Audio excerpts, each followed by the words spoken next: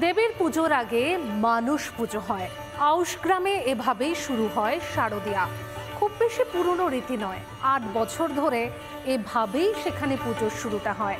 আর অজয় নদের পারে সমাজের বিভিন্ন স্তরের মানুষদের পুজো চলে।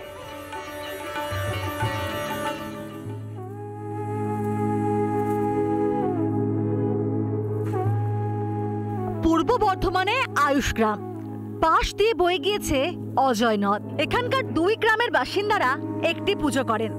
মানুষের পুজো দিয়েই উমার আরাধনা শুরু হয় গোপালপুর উল্লাসপুরে। মানে মানুষ পুজো হয় এখানে। গত বছর আমরা বেশ্যা মাদের এনেছিলাম 5 জনকে, তার আগের বছর বিহনলাদের এনেছিলাম। এই বছরে পুজো মহিলাদের, আদিবাসী মহিলাদেরকে পুজো দিয়ে আমাদের উদ্বোধন শুরু হবে চতুর্থীর দিন। 2017 সালে এই পুজো শুরু হয়। বয়স সবে 8। পুরনো বনেদি বাড়ি বা জমিদার বাড়ির পুজোর মতো নয়, যার চমকও নেই। পুজো নিয়ে গ্রামবাসীদের তবে আবেগ আছে। বন্যার জেরে অজয়ের পাড়ে অনেক গ্রাম তলিয়ে গিয়েছে, অনেকে গ্রাম ছেড়েছেন। দুর্গাপুজো দীর্ঘদিন ধরে বন্ধ ছিল। বছর 8 আগেই শুরু হয়েছে আবারও পুজো।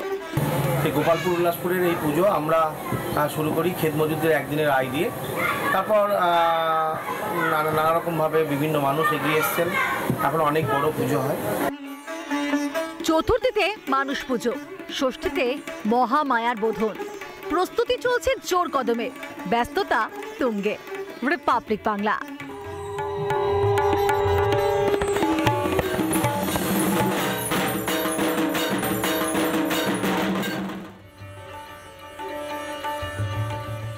বছরের 361টা দিন মা থাকেন ব্যাংকের লকার বন্দি। 4 দিন পুলিশি পাহারায় পুজো। পুরুলিয়া জয়পুর রাজবাড়ির সোনার দুর্গার অপেক্ষায় এলাকাবাসী।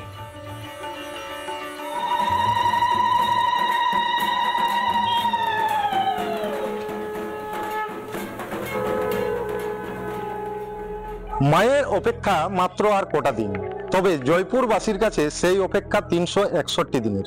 কারণ সোনার মা থাকেন ব্যাংকের লকারে। এমনই অভিনব দুর্গাপুজো ঘিরে এখন সাজো সাজো রব পুরুলিয়ায়।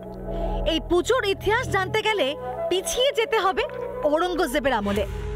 দিল্লির নবাব তখন ঔরঙ্গজেব, সালটা 1666 খ্রিস্টাব্দ। আর তখনই উজ্জয়িনী থেকে আসেন এখানে জয়সিংহ। তার রাজত্বকাল শুরু হয় এখানে, আর তার নাম অনুসারেই এই এলাকার নাম হয় জয়পুর। প্রথমে মাটির প্রতিমা দিয়ে পুজো শুরু করেন রাজা জয়সিংহ। স্বপ্নাদেশ পেয়ে 1865 সালে সোনার দুর্গা তৈরির সিদ্ধান্ত নেন জয়সিংহের বংশধর। যেমন কথা তেমন কাজ। 108টি আকবরী মোহর দিয়ে তৈরি করা হয় সোনার প্রতিমা। বেনারস থেকে কারিগর এনে বেনারসে কনক দুর্গা মন্দির আছে, সেই কনক দুর্গা দ্বিভুজা মূর্তির আদলে 108টি আকবরী মোহর দিয়ে এই সোনার প্রতিমাকে নির্মাণ করা। মায়ের প্রতিমা তো তৈরি হয়েছিল, চলছিল পুজো। তারপরই 2 মণ রূপোর টাকা দিয়ে তৈরি করা হয় মায়ের প্রতিমার চালচিত্র। সেই থেকেই সোনার দুর্গার পুজো। ভালোই চলছিল সবকিছু। 1967 সালে এই রাজবাড়িতে ডাকাতি হয়, আর তখন থেকেই ব্যাংকের লকারে সোনার দুর্গাকে রাখার সিদ্ধান্ত নেয় জয়পুরের রাজপরিবার।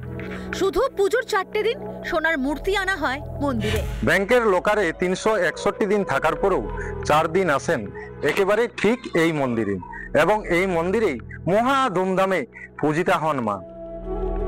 কামান তোপ সেই রাজসিক জাঁকজমক আর নেই, কিন্তু আচার রীতিতে এতটুকু ঘাটতি হয়নি পুজোয়। পাবলিকের সঙ্গে, জনগণের সঙ্গে সমানভাবে আমরা উৎসব পালন করি।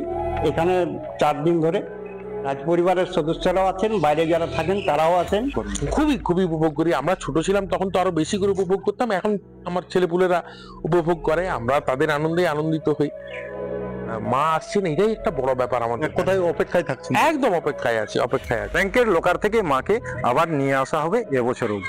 রাজ পরিবারের সেই আড়ম্বরে পূজিতা হবেন কিন্তু এখানে সোনার মা। পুরুলিয়ার জয়পুর থেকে অরবিন্দ মাহাতোর রিপোর্ট, রিপাবলিক বাংলা। নানা ধরনের কন্টেন্ট দেখার জন্য লাইক করুন, শেয়ার করুন আমাদের ফেসবুক পেজ, সাবস্ক্রাইব করুন আমাদের ইউটিউব চ্যানেল। পাশাপাশি অন্যান্য ব্রেকিং নিউজের জন্য অবশ্যই চোখ রাখুন রিপাবলিক বাংলায়।